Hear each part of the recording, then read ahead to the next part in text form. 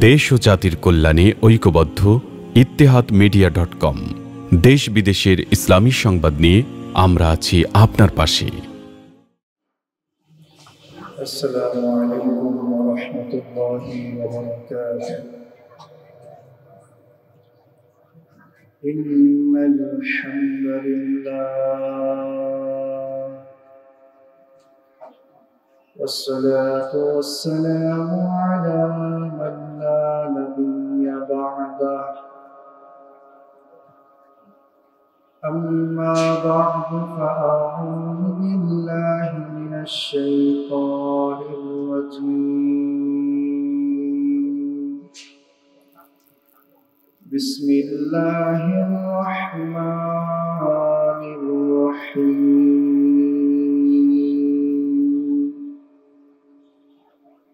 وما خلقت الجن والإنس إلا ليعبدون.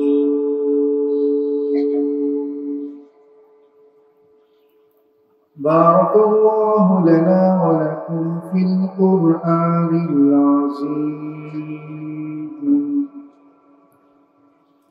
ونفعنا وإياكم بالآيات والذكر الحكيم ونحن على ذلك من الشاهدين والشاكرين والحمد لله رب العالمين. محبة الشكر شكري بلغ العلا بكماله كشف الدجى بجماله حسنت جميع خصاله صلوا عليه وآله. بلغ العلا بكماله كشف الدجى بجماله حسنت جميع خصاله صلوا عليه وآله. বাইতুল নূর জামে মসজিদ এবং অত্র এলাকার যুবকদের উদ্যোগে আয়োজিত আজকের এই মহতী মাহফিলে মুহতারাম সদরে ইজলাস ওয়াজিবুল ইহতারাম হযরত উলামা ইকরাম, আজিজ তলাবা, অত্র এলাকা এবং বিভিন্ন প্রান্ত থেকে আগত ধর্মপ্রাণ মুসলমান ভাইয়েরা এবং পর্দার আড়ালের আমার সম্মানিতা মা ও বোনেরা, সর্বপ্রথম পরওয়ারদিগারে আলম রব্বুল আলামিন মহান আল্লাহ তাআলার নিকট লক্ষ কোটি শুকরিয়া, যে মহান পরওয়ারদিগারে আলম, যে মহান রব্বুল আলামিন আজকের এই মহতী মজলিসে আমাদেরকে উপস্থিত হওয়ার তৌফিক দান করেছেন। অসংখ্য অগণিত মানুষের মধ্য থেকে এই মাহফিলে আসার ক্ষেত্রে আমাদেরকে মানসিকতা তৈরি করে দিয়েছেন। এই জন্য আমরা সকলেই মহব্বতের সাথে শুকরিয়া দান করি, আলহামদুলিল্লাহ।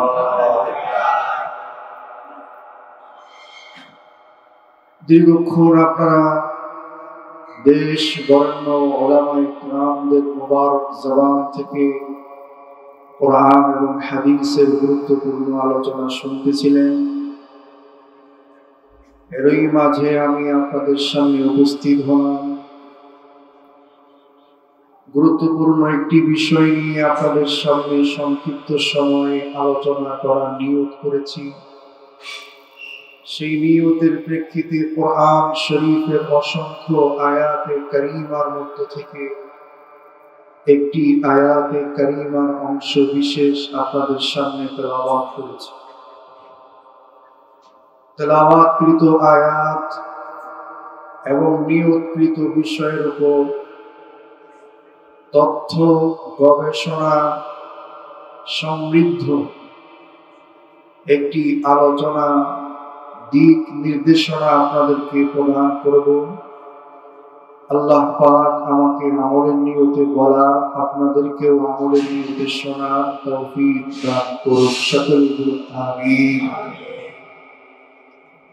আমরা এখানে যারা সমবেত হয়েছি, বলুন তো আমরা কার বান্দা? সকলেই উঁচু আওয়াজে বলুন, আমরা কার বান্দা? আল্লাহ পাক এই পৃথিবীতে আমাদেরকে সৃষ্টি করেছেন, এই পৃথিবীতে আমাদেরকে জন্ম দিয়েছেন, এই পৃথিবীতে আমাদেরকে পাঠিয়েছেন। কেন পাঠিয়েছেন? আল্লাহ পাকের উদ্দেশ্য কি? আল্লাহ পাকের লক্ষ্য কি? কি কারণে আমাদেরকে দুনিয়াতে পাঠালেন? আমরা কি কারণে দুনিয়াতে আসলাম? এর পিছনে আমাদের কি করণীয়? আল্লাহ পাকের কি উদ্দেশ্য? আমাদের করণীয়, আল্লাহ পাকের উদ্দেশ্য, এই সম্পর্কেই আয়াতে কারিমা যেটি তেলাওয়াত করেছি সেটির মধ্যেই এর বিবরণ রয়েছে। আল্লাহ পাক বলেন, ওয়ামা খালাকতুল জিন্না ওয়াল ইনসা ইল্লা লিয়াবুদুন। গোটা পৃথিবীতে, পৃথিবীর সূচনা লগ্ন থেকে নিয়ে আজকের এই মুহূর্ত পর্যন্ত, এমনকি আজকের এই মুহূর্ত থেকে নিয়ে কিয়ামত পর্যন্ত পৃথিবীতে আল্লাহ পাক যত মানব মণ্ডলীদেরকে দুনিয়াতে পাঠিয়েছেন, পাঠাবেন, আল্লাহ পাকের কোরআনের ঘোষণা, সমস্ত মানব মণ্ডলীদেরকে দুনিয়াতে পাঠানোর পিছনে আমি আল্লাহ পাকের উদ্দেশ্য হলো একটি, আর সেই উদ্দেশ্যটি হলো বান্দা মানুষ দুনিয়াতে গমন করে একমাত্র আমি আল্লাহর ইবাদত করব। তাহলে এতটুকু আলোচনা থেকে আমরা কি পেলাম? আমরা বান্দা কার? আমাদেরকে পাঠিয়েছেন ইবাদত করার জন্য যিনি, তিনি কে? আল্লাহ। তাহলে এতটুকু আলোচনা থেকে আমরা এটাই বুঝলাম, আমরা আল্লাহ পাকের বান্দা। আল্লাহ পাক আমাদেরকে দুনিয়াতে সৃষ্টি করেছেন, দুনিয়াতে জন্ম দিয়েছেন, দুনিয়াতে পাঠিয়েছেন, দুনিয়াতে প্রেরণ করেছেন যে উদ্দেশ্য নিয়ে, সেই উদ্দেশ্যটি হলো আল্লাহ পাকের ইবাদত করা। এখন মুহাদ্দিসিনে কেরাম, মুফাসসিরিনে কেরাম এই ইবাদত সম্পর্কিত কিছু তথ্য হাদিস এবং তাফসীরের কিতাবে উল্লেখ করেছে। সেই তথ্যগুলোই আপনাদেরকে দেওয়া আমার উদ্দেশ্য। আল্লাহ পাক যেহেতু ইবাদত করার জন্যই আমাদেরকে দুনিয়াতে পাঠালেন, একমাত্র তার দাসত্ব আনুগত্য করার জন্যই যেহেতু আমাদেরকে দুনিয়াতে পাঠালেন, এই ইবাদত আমাদের করার পদ্ধতি কেমন হবে? আমরা যেমন ইবাদত করতেছি এমন ইবাদত আল্লাহর নিকট কবুল হবে কিনা? এই ইবাদত করার দ্বারা আল্লাহ পাকের যে উদ্দেশ্য, সেই উদ্দেশ্য মতো আমাদের চলা হচ্ছে কিনা? এই বিষয়টি মুহাদ্দিসিনে কেরাম, মুফাসসিরিনে কেরামদের উদ্ধৃতি থেকে আমাদের সামনে পরিষ্কার হবে। মুহাদ্দিসিনে কেরাম, মুফাসসিরিনে কেরাম তাদের বক্তব্য হলো ইবাদত তিন প্রকার। বলুন তো দেখি ইবাদত কত প্রকার? প্রথম প্রকার ইবাদতের নাম যেই ইবাদতটি দেহের সাথে সম্পৃক্ত। এই ইবাদতের উদাহরণ হলো যেমন নামাজ আদায় করা, যেমন রোজা পালন করা, যেমন কোরআন শরীফ তেলাওয়াত করা। এ জাতীয় ইবাদতের সাথে দেহের সম্পর্ক রয়েছে। এটি হলো ইবাদতের এক নম্বর প্রকার, যেই প্রকারকে আরবি পরিভাষায় বলা হয় ইবাদতে বাদানিয়া। ইবাদতের দ্বিতীয় নম্বর প্রকার হলো যেই ইবাদতটি দেহের সাথে সম্পৃক্ত নয়, বরং যেই ইবাদতটি মানুষের অর্থের সাথে সম্পৃক্ত। যেমন দান সদকা করা, যেমন যাকাত প্রদান করা। এই ইবাদতটি মানুষের দেহের সাথে সম্পৃক্ত নয়, বরং এই ইবাদতটি মানুষের অর্থের সাথে, সম্পদের সাথে সম্পৃক্ত। এই প্রকার ইবাদতকে আরবি পরিভাষায় ইবাদতে মালিয়া বলা হয়। ইবাদতের তৃতীয় প্রকার হলো যেই ইবাদতটি মানুষের দেহের সাথেও সম্পৃক্ত, যেই ইবাদতটি মানুষের অর্থের সাথেও সম্পৃক্ত। যেমন হজ আদায় করা, যেমন আল্লাহর পথে জিহাদ করা। এ জাতীয় ইবাদতের ক্ষেত্রে অর্থেরও প্রয়োজন হয়, দেহেরও প্রয়োজন হয়। আর এই প্রকার ইবাদতকে আরবি পরিভাষায় ইবাদতে মালিয়া ও বাদানিয়া বলা হয়। তাহলে এতটুকু আলোচনা থেকে আমরা কি পেলাম? আল্লাহ পাক পৃথিবীতে আমাদেরকে সৃষ্টি করেছেন তার ইবাদত করার জন্য। সেই ইবাদতটি কত প্রকার হবে? 3 প্রকার। এক প্রকার যে ইবাদতটি দেহের সাথে সম্পর্ক রাখে, 2 নম্বর প্রকার যে ইবাদতটি অর্থের সাথে সম্পর্ক রাখে, 3 নম্বর প্রকার যে ইবাদতটি দেহ এবং অর্থ উভয়টির সাথেই সম্পর্ক রাখে। এই ইবাদত 3 প্রকার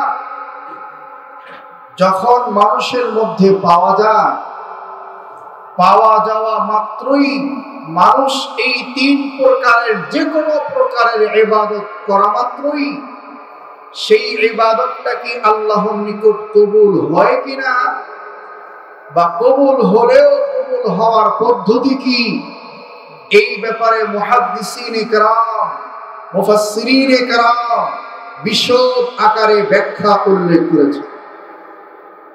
আমরা নামাজ পড়ি, আমরা রোজা রাখি, আমরা হজ আদায় করি, আমরা যাকাত প্রদান করি, আমরা কোরআন শরীফ তেলাওয়াত করি, আমরা দান সদকা করি, আমরা অসুস্থ ব্যক্তিদের সেবা যত্ন করি, আমরা মানব কল্যাণে, সমাজের কল্যাণে আমরা কাজ করি।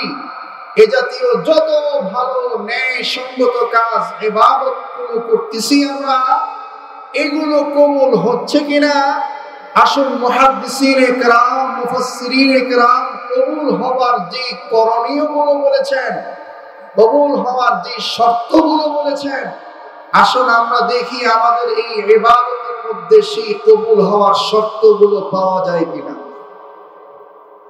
ইবাদত কবুল হওয়ার 1 নম্বর শর্ত, ইবাদতটি শরীয়তের নীতিমালা অনুযায়ী হতে হবে। খুব ভালো করে বুঝবেন, তথ্য সমৃদ্ধ গবেষণামূলক আলোচনা।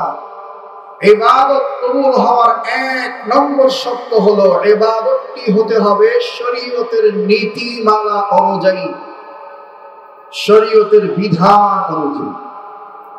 সেটা কেমন বলুন তো? ফজরের নামাজের সুন্নত কয় রাকাত? ফজরের নামাজের ফরজ কয় রাকাত? বলুন তো দেখি, নামাজ পড়লে সওয়াব বেশি না কম? বেশি। এখন যদি আপনি ফজরের নামাজ 2 রাকাত সুন্নত 2 রাকাত ফরজ আপনি জানেন, কিন্তু নামাজ আদায় করলে সওয়াব বেশি এটা আপনি জানেন বিধায় 2 রাকাত সুন্নতের জায়গায় 4 রাকাত পড়লেন, 2 রাকাত ফরজের জায়গায় 4 রাকাত পড়লেন। বলুন আপনার নামাজ কবুল হবে? আপনার ইবাদত কবুল হবে? কেন হবে না? শরীয়তের বিধান অনুযায়ী হয়নি, শরীয়তের নীতিমালা অনুযায়ী হয়নি। বলুন তো দেখি, সামনে যে রমাদান মাসের রোজা আমাদের সামনে আসতেছে, কোন ব্যক্তি যদি বলে আমি রমাদানের রোজা রমাদান মাসে রাখবো না, বরং রমাদান মাস ছাড়া অন্য কোন মাসে রাখবো, বলুন তার রোজা আদায় হবে? কেন হবে না? শরীয়তের বিধান অনুযায়ী হয়নি বলে। বলুন তো দেখি, উমরা 12 মাসের যে কোনো সময় করা যায়, কিন্তু জিলহজ মাসে যে হজ আদায় করা হয়, কোন ব্যক্তি যদি বলে আমি জিলহজ মাসে হজ আদায় না করে মুহররম মাসে আদায় করব, বলুন তার হজ আদায় হবে? যদি বলে জিলহজ মাসে হজ আদায় না করে আমি সফর মাসে বা রবিউল আউয়াল মাসে আদায় করব, তার হজ আদায় হবে? হবে না। কেন হবে না? শরীয়তের বিধান অনুযায়ী হয়নি বলে হবে। কাজী এতটুকু উদাহরণ থেকে আমরা এটাই পেলাম, আমাদের ইবাদত বন্দেগী যেটাই আমরা করি না কেন সেটা আল্লাহর নিকট কবুল হওয়ার 1 নম্বর যে শর্ত, সেই শর্তটি হলো ইবাদতটি হতে হবে শরীয়তের বিধি বিধান অনুযায়ী। যেই ইবাদতের শরীয়তের বিধি বিধান পাওয়া যায় না, সেই ইবাদত আল্লাহর নিকট কবুল হয় না। পক্ষান্তরে যেই ইবাদতের মধ্যে শরীয়তের নীতিমালা বিধান পাওয়া যায়, সেই ইবাদতটি আল্লাহর নিকট কবুল হয়ে যায়। সুবহানাল্লাহ। এবার আসুন, আল্লাহ পাক পৃথিবীতে আমাদেরকে সৃষ্টি করলেন ইবাদত করার জন্য। সেই ইবাদত কত প্রকার তাও পেলাম। ইবাদত কবুল হচ্ছে কিনা সেটা সম্পর্কে আমরা জানতেছি। 1 নম্বর জানলাম, ইবাদত কবুল হতে হলে ইবাদতটি হতে হবে শরীয়তের নীতিমালা অনুযায়ী, ইবাদতটি হতে হবে শরীয়তের বিধান অনুযায়ী। যেই ইবাদত শরীয়তের বিধান অনুযায়ী হয় না, আল্লাহ পাকের নিকট সেই ইবাদত কবুল হয়। এবার আসুন, ইবাদত কবুল হওয়ার 2 নম্বর শর্ত। ইবাদত কবুল হওয়ার 2 নম্বর শর্ত হলো, আল্লাহ পাক আমাদেরকে পৃথিবীতে পাঠিয়েছেন যেহেতু ইবাদত করার জন্যই, এজন্য ইবাদতটা হতে হবে একমাত্র আল্লাহর সন্তুষ্টির জন্য। যেহেতু আল্লাহ পাঠালেন ইবাদত করার জন্য, কাজী ইবাদতটাও করতে হবে আল্লাহ পাকের জন্য। জবান খুলে বলুন তো, ইবাদত করতে হবে কার জন্য? আল্লাহ পাকের সন্তুষ্টির জন্য। এই আল্লাহ পাকের সন্তুষ্টির নিয়ত যদি আমাদের ইবাদতের ক্ষেত্রে থাকে, সেই ইবাদতটি আল্লাহ পাকের নিকট কবুল হওয়ার গ্রহণযোগ্যতা পায়। পক্ষান্তরে যেই ইবাদতের মধ্যে আল্লাহ পাকের সন্তুষ্টির নিয়ত থাকে না, দুনিয়ার লৌকিকতা, দুনিয়ার সুনাম সুখ্যাতি অর্জনের নিয়ত থাকে, সেই ইবাদতটা যতই অর্থ খরচ করে হোক না কেন, সেই ইবাদতটা যতই পরিশ্রম খরচ করে হোক না কেন, সেই ইবাদতটা কখনোই আল্লাহ পাকের নিকট কবুল হয় না। মুহতারাম হাজিরিন, আল্লাহ তাবারক ওয়া তাআলা পৃথিবীর বুকে, পৃথিবীর সূচনা লগ্ন থেকে নিয়ে আজ পর্যন্ত যত মানব মণ্ডলীদেরকে দুনিয়াতে পাঠিয়েছেন, এমনকি কিয়ামত পর্যন্ত পৃথিবীর বুকে যত মানব মণ্ডলীর আগমন ঘটবে, আল্লাহ পাক সমস্ত মানব মণ্ডলীদেরকে দুনিয়াতে পাঠানোর পিছনে যে মহৎ একটি উদ্দেশ্য রয়েছে, সেই উদ্দেশ্যটি হলো মানব মণ্ডলী একমাত্র রবের আনুগত্য করবে। একমাত্র গোটা জাহানের প্রভুর আনুগত্য করবে। সেই আনুগত্য করাটা আল্লাহ পাকের নিকট কবুল হবে কখন? এক নম্বর উপায় পেলাম, বান্দার কর্মটা যদি, ইবাদতটা যদি আল্লাহ পাকের সন্তুষ্টির জন্য হয়, তাহলে সেই ইবাদতটা আল্লাহ পাকের নিকট কবুল হওয়ার গ্রহণযোগ্যতা পায়। অপরদিকে আরেকটি উপায় পেলাম, বান্দার ইবাদত যদি শরীয়তের বিধান অনুযায়ী হয়, বান্দার কর্ম যদি শরীয়তের নীতিমালা অনুযায়ী হয়, তাহলে সেই ইবাদতটা আল্লাহ পাকের নিকট কবুল হওয়ার গ্রহণযোগ্যতা পায়। মুহতারাম হাজিরিন, ইবাদত কবুল হওয়ার ক্ষেত্রে নিয়তের কি দাম, নিয়তের কি মূল্য, হাদিসের পর্যালোচনা থেকে আপনাদের সামনে সেই উদ্ধৃতি দিচ্ছি। আল্লাহ পাকের পয়গম্বর মুহাম্মদ আরবি সাল্লাল্লাহু আলাইহি ওয়াসাল্লাম ইরশাদ করেন, পৃথিবীর বুকে মানব মণ্ডলী যদি রাতের বেলা ঘুমোতে যায়, ঘুমোতে যাওয়ার আগ মুহূর্তে সে যদি মনে মনে এই নিয়ত করে, আমি আজ ভোর রাত্রে তাহাজ্জুদের ওয়াক্তে উঠে আল্লাহ পাকের কুদরতি কদমে সিজদায় অবনত হব, আল্লাহ পাকের কুদরতি কদমে সিজদায় অবনত হয়ে তাহাজ্জুদের নামাজ আদায় করব, আর এই কর্মটা করব একমাত্র আমার রবের সন্তুষ্টির জন্য। এই নিয়ত করে কোন মানুষ যদি রাতের বেলা বিছানাতে ঘুমোতে যায়, আল্লাহ পাকের পয়গম্বর নিয়তের কি দাম সেই মূল্যায়ন বলতেছেন। আল্লাহ পাকের পয়গম্বর বলেন, এই মানুষটি যদি কোনো কারণবশত কিংবা ঘুমের তীব্রতার কারণে তাহাজ্জুদের সময় সে যদি উঠতে সক্ষম না হয়, তাহলেও সে ঘুমোতে যাওয়ার পূর্ব মুহূর্তে আল্লাহ পাকের সন্তুষ্টি অর্জনের নিয়তে তাহাজ্জুদ নামাজ পড়ার নিয়ত যেহেতু করেছিল, তাহাজ্জুদের ওয়াক্তে সে উঠতে না পারলেও ফজরের ওয়াক্তে উঠে যদি সে ফজরের নামাজ পড়ে, আল্লাহ তাবারক ওয়া তাআলা ঘুমোতে যাওয়ার আগ মুহূর্তে সেই নিয়ত করার কারণে এই বান্দা তাহাজ্জুদ নামাজ না পড়ার পরেও তার আমলনামার মধ্যে তাহাজ্জুদ পড়ার সওয়াব লিখে দিবে। নিয়তের কি দাম, এই দাম বুঝাতে গিয়ে আল্লাহ পাকের নবী দৃষ্টান্ত দিয়েছেন। যদি সেই নিয়তটা আল্লাহ পাকের রেদামন্দি, আল্লাহ পাকের সন্তুষ্টি অর্জনের জন্য হয়, রাতের বেলা ঘুমোতে যাওয়ার আগ মুহূর্তে তাহাজ্জুদ নামাজ পড়ার নিয়ত করে ঘুমিয়েছেন, কোন কারণবশত উঠতে পারলেন না, আল্লাহ পাক বলবেন, বান্দা তুমি নিয়ত করে ঘুমালে কিন্তু উঠতে সক্ষম হলে না, যাও তোমার আমলনামায় তাহাজ্জুদের সওয়াব লিখে দিলাম।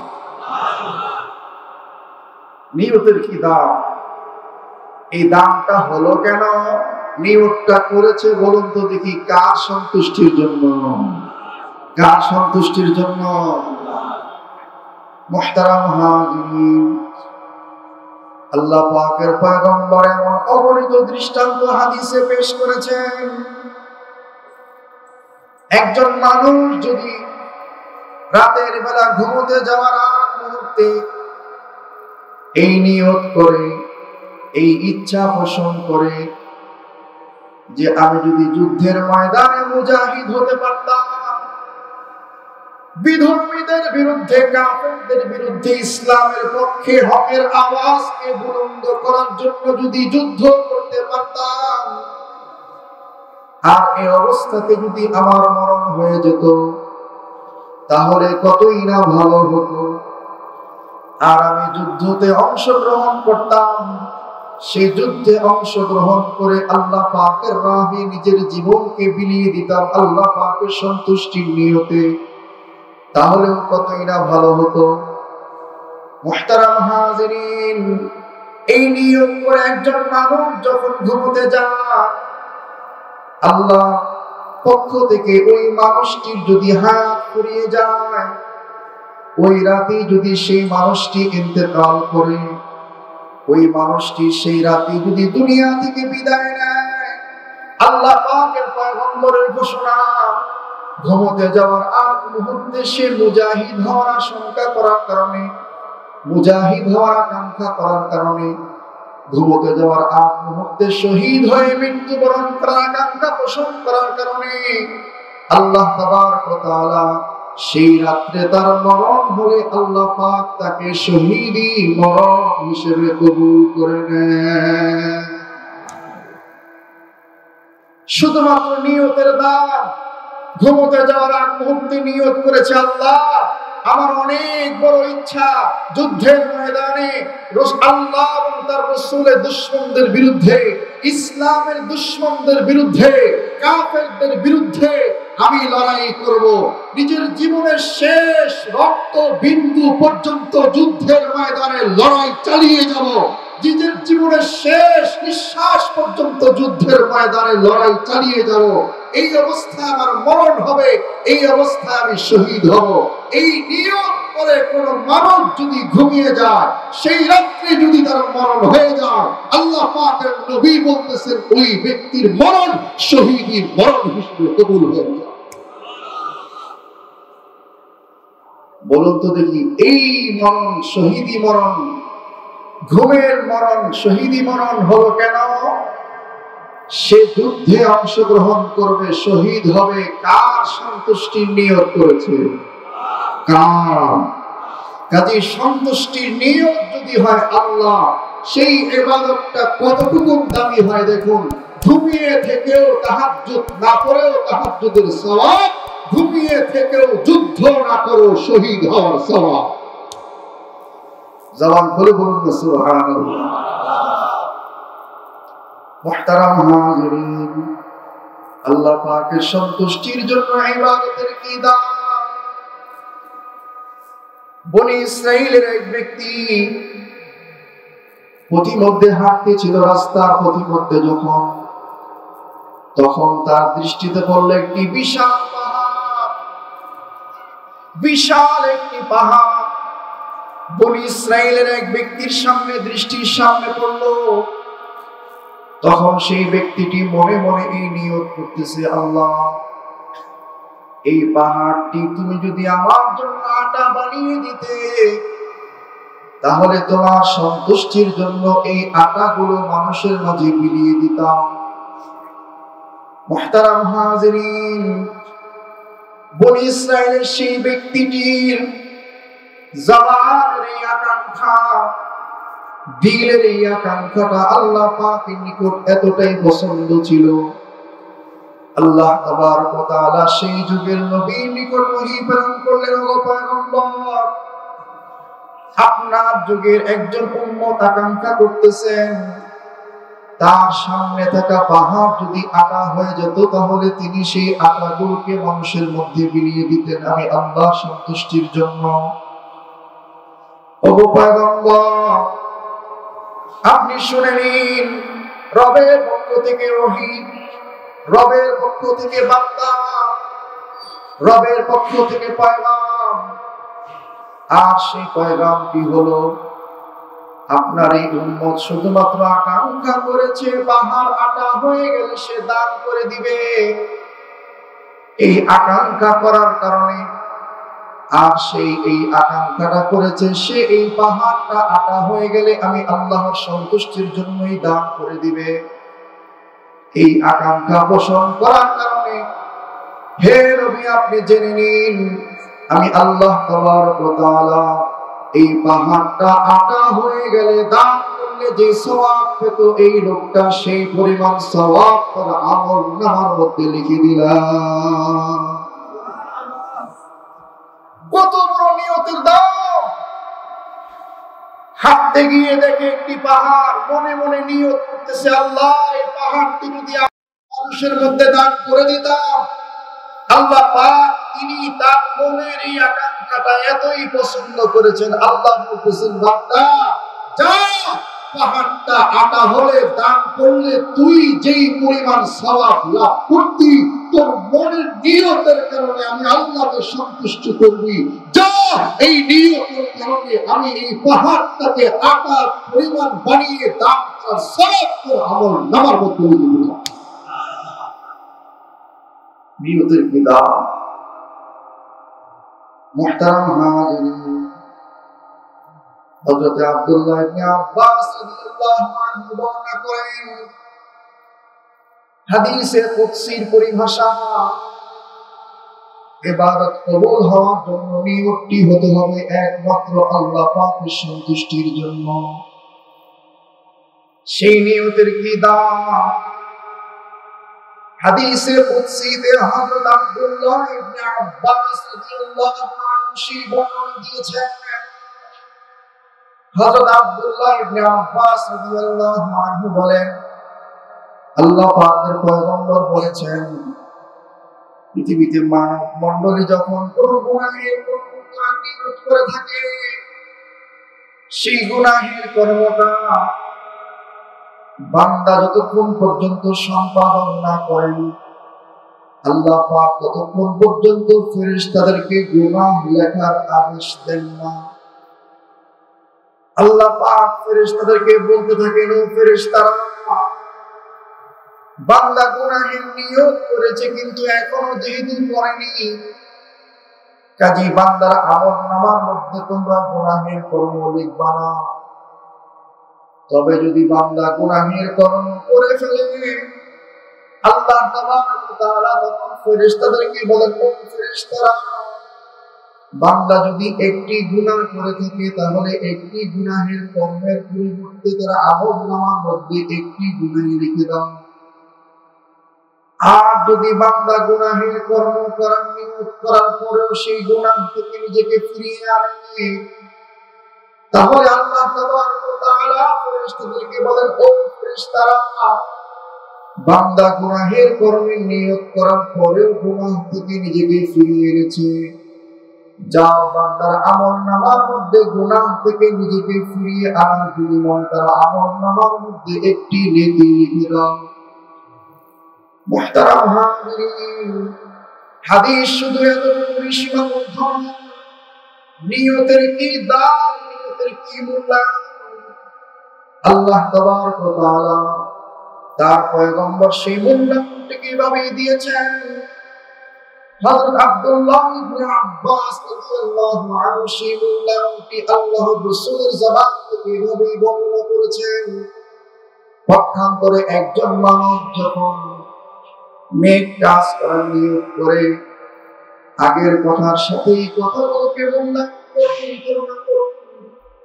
তুলনা করলে আল্লাহ পাকের নিয়তের কি দাম, সন্তুষ্টির জন্য তা এটাই বোঝা যাবে। মুহতারাম হাজিরিন, মানব মণ্ডলী যখন কোন নেক কাজ নিয়ত করে কিন্তু এখন সে সেই নেক কাজটি করেনি, আল্লাহ তাবারক ওয়া তাআলা তখন ফেরেশতাদেরকে বলেন, ও ফেরেশতারা, বান্দা নেক কাজ করার নিয়ত করেছে যদিও এখনো করেনি, যাও বান্দার আমলনামার মধ্যে না করার পরেও নিয়ত করার কারণে একটি নেকি লিখে দাও। মুহতারাম হাজিরিন, অবশেষে বান্দা যখন সেই নিয়তকৃত নেক কাজটি যখন সে সম্পাদন করে ফেলে, আল্লাহ তাবারক ওয়া তাআলা তখন ফেরেশতাদেরকে আদেশ করেন, ও ফেরেশতারা, বান্দা নেক কাজ করার নিয়ত করেছিল, তার বিনিময়ে একটি নেকি তোমরা লিখেছো। এবার বান্দা তো সেই নেক কাজ, যে নেক কাজটি নিয়ত করেছে সেই নেক কাজটি তো সে করেই ফেলেছে, এখন যাও বান্দার আমলনামার মধ্যে 10 গুণ থেকে 700 গুণ পর্যন্ত নেকি লিখে দাও। কি দাম নিয়তের।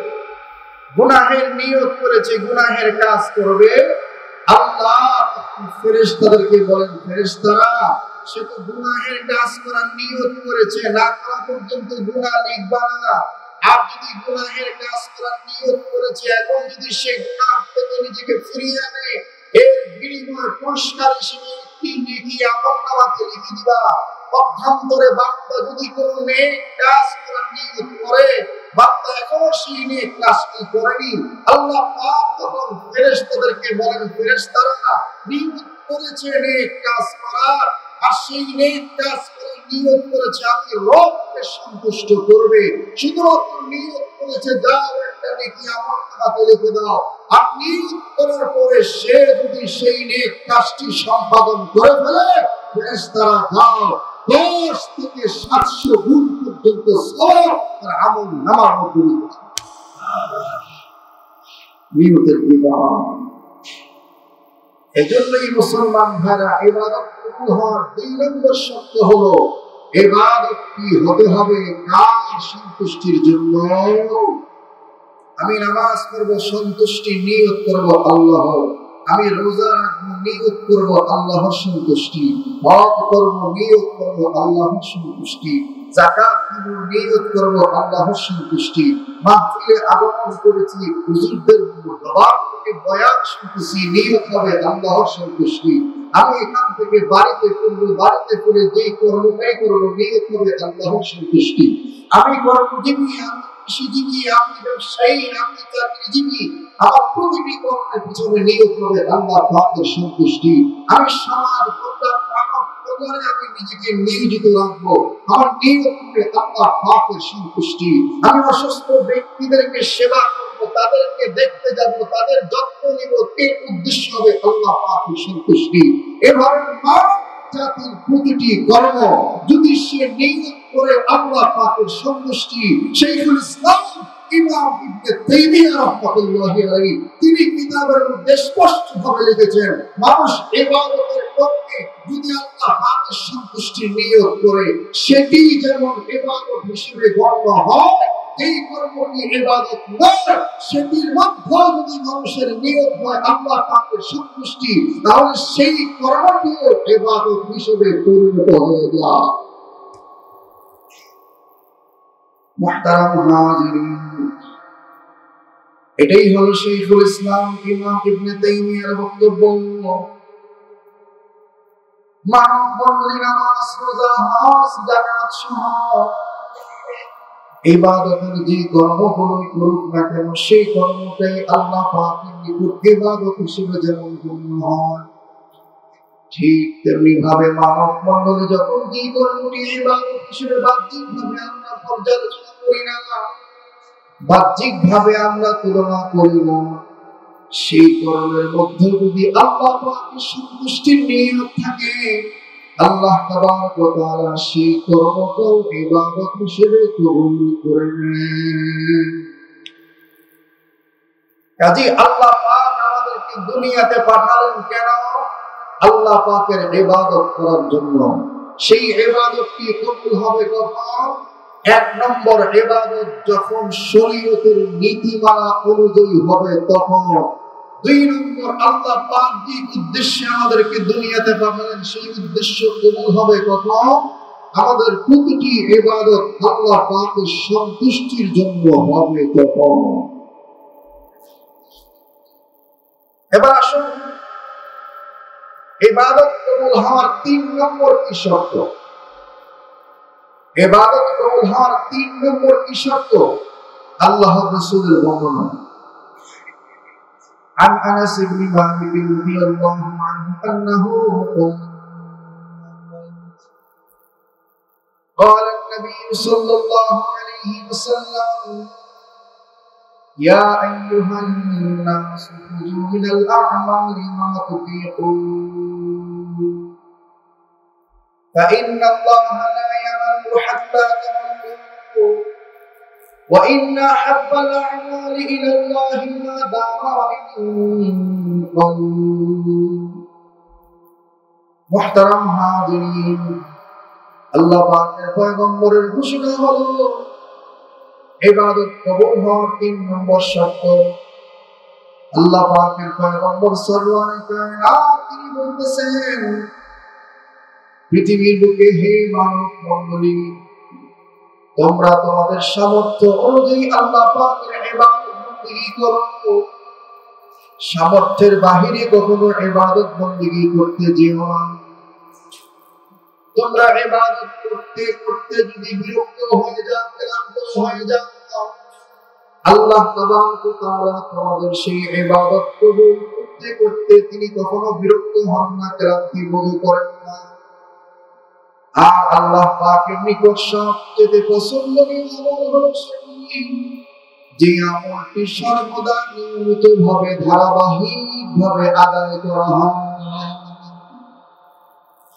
যে আমলের মধ্যে নিয়মিত সর্বদা ধারাবাহিকতা এই বিষয়টি খুঁজে পাওয়া যায়, আল্লাহ পাকের নিকট সেই ইবাদতটি কবুল হওয়ার গ্রহণযোগ্যতা পায়। আর যেই ইবাদতের মধ্যে নিয়মিত সর্বদা ধারাবাহিকতা খুঁজে পাওয়া যায় না, আল্লাহ পাকের নিকট সেই ইবাদত কবুল হওয়ার গ্রহণযোগ্যতা পায় না। এজন্য ইবাদত যেটি করি না কেন আমরা, সেই ইবাদতের মধ্যে ধারাবাহিকতা বজায় রাখা উচিত, ধারাবাহিকতা রক্ষা করা উচিত।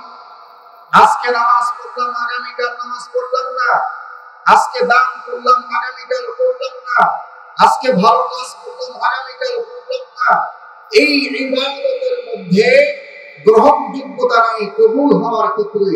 কিন্তু যেই ইবাদত ধারাবাহিক ভাবে করা হয়, সেই ইবাদতটি আল্লাহ পাকের নিকট কবুল হওয়ার গ্রহণযোগ্যতা পায়। এটা হলো ইবাদত কবুল হওয়ার 3 নম্বর শর্ত। আসলে ইবাদত কবুল হওয়ার 4 নম্বর শর্ত কি? এটি হলো সর্বশেষ শর্ত। এই 4 নম্বর ইবাদত কবুল হওয়ার শর্ত হলো, 4 নম্বর দোয়া কবুল হওয়ার শর্ত হলো, ইবাদত কবুল হওয়ার শর্ত হলো, ইবাদত শেষে আল্লাহ পাকের নিকট ইবাদত কবুল হওয়ার জন্য দোয়া করা। এই দোয়াটা করার ক্ষেত্রে আমরা অনেকেই অলসতা অবহেলা করে থাকি, কিন্তু এটা কিন্তু ইবাদত কবুল হওয়ার অন্যতম একটি শর্ত। মুহতারাম হাজির, আমাদের প্রধান মেহমান চলে এসেছেন। আপনি একটি পয়গাম দিয়ে দিতে চান, যে পয়গামটি হলো আল্লাহ পাকের পক্ষ থেকে পয়গাম, যে পয়গামটি হলো আল্লাহ পাকের পয়গম্বরের পক্ষ থেকে পয়গাম। আল্লাহ পাকের পয়গম্বর বলেন, আল্লাহ পাক রব্বুল আলামিন যে আয়াতে কারীমা আল্লাহ পাকের পয়গম্বরের উপর অবতীর্ণ করেছিলেন, সেই আয়াতে কারীমার অংশ বিশেষ হলো, ওয়ামা খালাকাতুল জিন্না ওয়াল ইনসা ইল্লা লিয়াবুদুন। মুহতারাম হাজিরিন, আখেরি পয়গাম দিয়ে আলোচনা শেষ করব। আল্লাহ পাক রব্বুল আলামিন এই পৃথিবীতে মানব মণ্ডলীদেরকে সৃষ্টি করলেন একমাত্র তার ইবাদত করার জন্য, একমাত্র তার দাসত্ব, আনুগত্য, গোলামি করার জন্য। সেই গোলামি, আনুগত্য, দাসত্ব হবে কত প্রকার? হয়তো সেই গোলামি হবে দেহের সাথে সম্পৃক্ত, অথবা সেই গোলামি হবে অর্থের সাথে সম্পৃক্ত, অথবা সেই গোলামি হবে দেহ অর্থ উভয়ের সাথে সম্পৃক্ত। মুহতারাম হাজিরিন, সেই গোলামি আল্লাহ পাকের দরবারে কবুল হবে কখন? কবুল হবে 1 নম্বরে সেই গোলামি, আনুগত্য, দাসত্ব, ইবাদত যখন শরীয়তের নীতিমালা অনুযায়ী হবে। 2 নম্বরে কবুল হবে কখন? সেই ইবাদতটি যখন আল্লাহ পাকের সন্তুষ্টির নিয়তে হবে। 3 নম্বর কবুল হবে কখন? সেই ইবাদতটি যখন ধারাবাহিকভাবে আদায় করা হবে। 4 নম্বরে কবুল হবে কখন? যখন সেই ইবাদতের শেষে আল্লাহ পাকের নিকট ইবাদত কবুলের দোয়া করা হবে। মুহতারাম হাজিরিন, আল্লামা ইকবাল রাহমাতুল্লাহি আলাইহি বলেছেন, নজর সুয়ে দুনিয়া কদম সুয়ে মারকাদ, নজর সুয়ে দুনিয়া कदम सुए मरकद, किधर जा रहा है किधर देख रहा। আল্লামা ইকবাল রাহমাতুল্লাহি আলাইহি বলেন, ও মুসলমান, দুনিয়াতে বিচরণ করতেছো, দুনিয়াতে পায়ের কদম ফেলতেছো, কিন্তু এই বিচরণে পায়ের কদম ফেলানোটা দুনিয়ার কোন গন্তব্যে যাওয়ার জন্য না। এই প্রতিটি পায়ের কদম ফেলানো হলো একমাত্র আখিরাতের দিকে রওনা হওয়ার জন্য। প্রতিটি পায়ের কদম ফেলানোটা হলো কবরের দিকে রওনা হওয়ার জন্য। কাজীও মুসলমান, আল্লামা ইকবাল রাহমাতুল্লাহি আলাইহি এই উদ্ধৃতি এমনটাই বলে যান, পৃথিবীর সমস্ত মানব মণ্ডলী যে যে পেশায় নিয়োজিত হোক না কেন, প্রতিটি মানব দুনিয়ার মধ্যে যেই ধান্দায় বিভোর, সেই ধান্দাটি হলো পেটের ধান্দা। মুহতারাম, একজন মানব মণ্ডলী যখন মৃত্যু ঘটে, সেই মানব মণ্ডলীকে যখন কবরে রাখা হয়, সেই কবরের জগতে মানুষের সর্বপ্রথম পেট রাখা হয় না, বরং মানুষের সর্বপ্রথম পিঠটাই কবর জগতে রাখা হয়। কাজী মুসলমান ভাইরা, দুনিয়াতে যেভাবে বিচরণ করতেছি আমরা পেটের ধান্দায় বিভোর হয়ে, এই পেট কিন্তু কবরের মধ্যে আমাদের সর্বপ্রথম লাগবে না। সর্বপ্রথম যে জিনিসটি লাগবে সেই জিনিসটি হলো পিঠ। কাজী দুনিয়ার মুসলমান, পিঠের ধান্দায় বিভোর হও, পেটের ধান্দা বাদ দাও। পিঠের ধান্দায় বিভোর হয়ে নিজের জীবনকে সাজাও, নিজের জীবনকে রাঙাও। আর সেই রাঙানোর পদ্ধতিটা হলো এটাই, যে কর্মটাই করবে সেই কর্মটা শরীয়তের নীতিমালা অনুযায়ী করবে, আর যে কর্মটাই করবে সেই কর্মটাই আল্লাহকে সন্তুষ্টির জন্য করবে, আর যে কর্মটাই করবে সেই কর্মটাই ধারাবাহিক ভাবে করবে, আর যে কর্মটাই করবে সেই কর্ম শেষে কবুল হওয়ার জন্য। এভাবে যদি তোমার জীবনকে সাজাতে পারো, আল্লাহ তাবারক ওয়া তাআলা আমাদেরকে দুনিয়াতে তার গোলামি, দাসত্ব, আনুগত্য, ইবাদত করার যে উদ্দেশ্য দিয়ে পাঠিয়েছেন, সেই উদ্দেশ্যটিও আমাদের থেকে পরিপূর্ণভাবে আদায় হয়ে যাবে। আল্লাহ পাক আমাদেরকে আলোচনা বোঝা, এর উপরে আমাদেরকে আমল করার তৌফিক দান করুন। আমিন। ওয়া আখিরু দাওয়ানা আলহামদুলিল্লাহি রাব্বিল আলামিন। আসসালামু আলাইকুম ওয়া রাহমাতুল্লাহি ওয়া বারাকাতুহু। দেশ ও জাতির কল্যাণে ঐক্যবদ্ধ ইত্তেহাদমিডিয়া.com। দেশ বিদেশের ইসলামী সংবাদ নিয়ে আমরা আছি আপনার পাশে।